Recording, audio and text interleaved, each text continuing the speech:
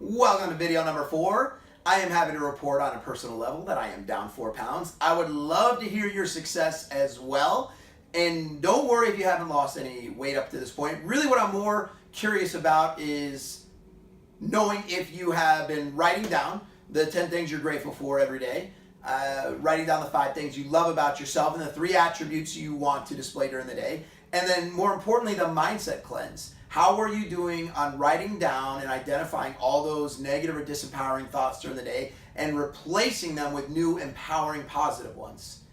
I think over time, the more you do that, it's going to help you feel a lot better, okay? So what we are going to do now is, because we've been working really hard on our mindset, is we're finally going to get to talk about goals.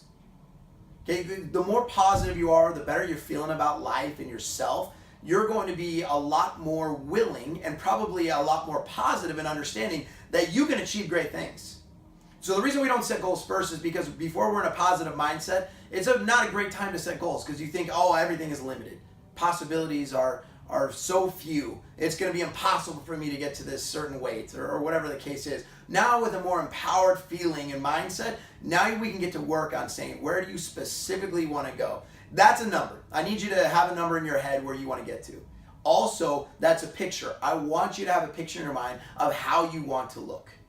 Okay? These 2 things are very important because they need to be things that we can measure, things that you can think about and visualize every single day. Because when we have something specific that we're working towards, now we can really get to work the right way.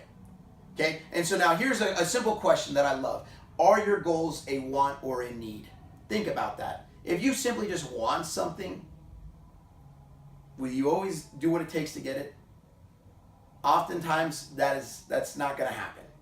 When you need something, okay, that is when you will do what it takes to get it. So if you lack air and you need air, how hard will you fight to get it? And that's a beautiful concept to understand. So how do we turn your weight loss goals into a need? That's a very, very important question for you to understand, okay? And for you to dive into and get to. So here's what we have to understand is thoughts alone are not strong enough to drive your behaviors. Okay, so you can have a great idea, but that's not enough to take all the action probably required to get it done. We need a strong emotional reason, a strong enough why. Okay, because that turns those feelings into needs, right? If we have a strong emotion of something, you are going to have to satisfy that emotion. So think about this. Have you ever caught yourself in a situation where you wanted to eat healthy, but emotionally you needed to eat unhealthy? What won? Did the thought of saying, oh, I should eat healthy beat out the emotion of needing to eat unhealthy? Because as soon as you eat unhealthy, you satisfy that need of comfort or whatever it was that you're looking for. So emotions are going to win out most of the time. So this is why we need to turn the need for fitness into a really strong emotion. So that way, when push comes to shove, you need to eat healthy and you need to get your workout in. When those things become the driving forces of your behavior, that's when things will really, really change, okay? And so how do we find that emotional response that we're looking for? Well, there's 2 ways of doing it, okay? Number 1, you can look at it and say, if I continue on the current course that I'm in, how is that going to make me feel? So if I keep gaining weight, or if I keep not being as physical as I want to be, if I'm not as fit as I want to be, in 5 years' time, what is that going to do to my life? Am I going to have enough energy to succeed? How am I going to feel about myself? Right? Is my body going to break down? Am I going to have some heart problems? Am I going to have something that is going to make me feel less as a person?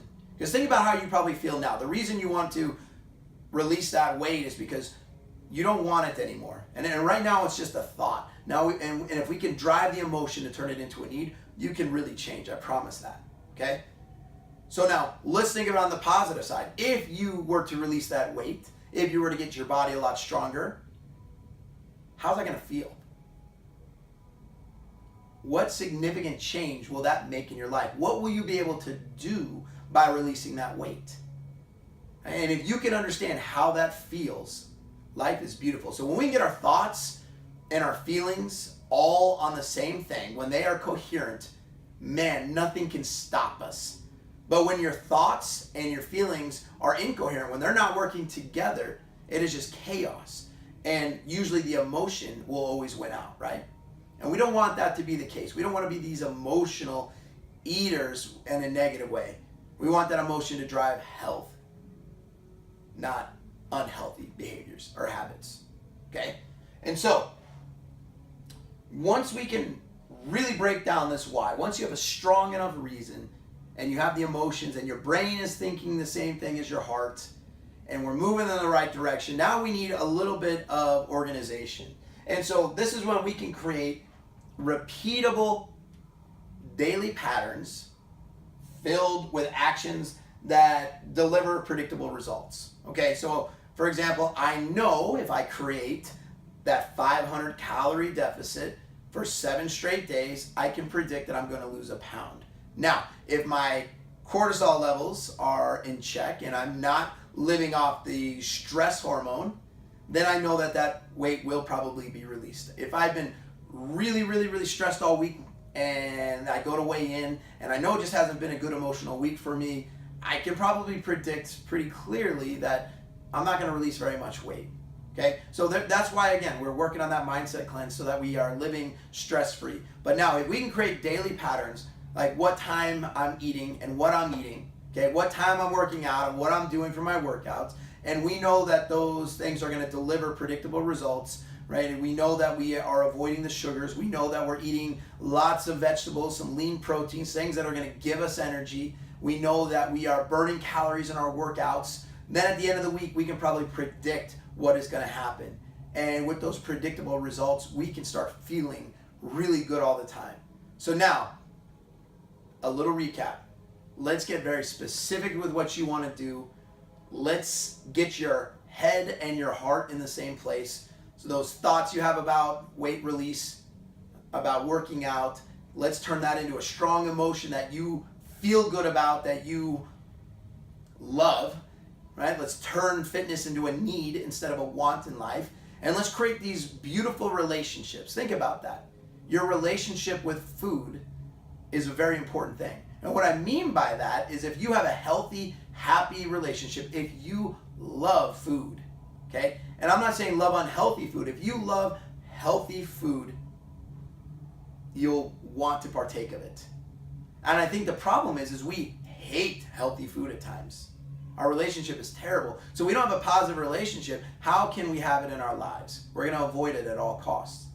If we don't have a healthy relationship with working out, if we hate it, why would we ever work out? So now as we are turning these things into a need, we also want to work on those relationships.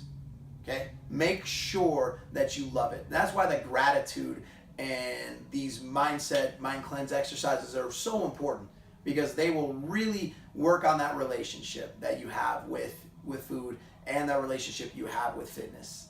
So the moment you say, I have to work out, and then all these negative thoughts go through your head, you can identify and you say, no, I get to work out. I'm grateful to get to work out. And that'll change everything, I promise you. Okay, so get specific. Let's change our lives.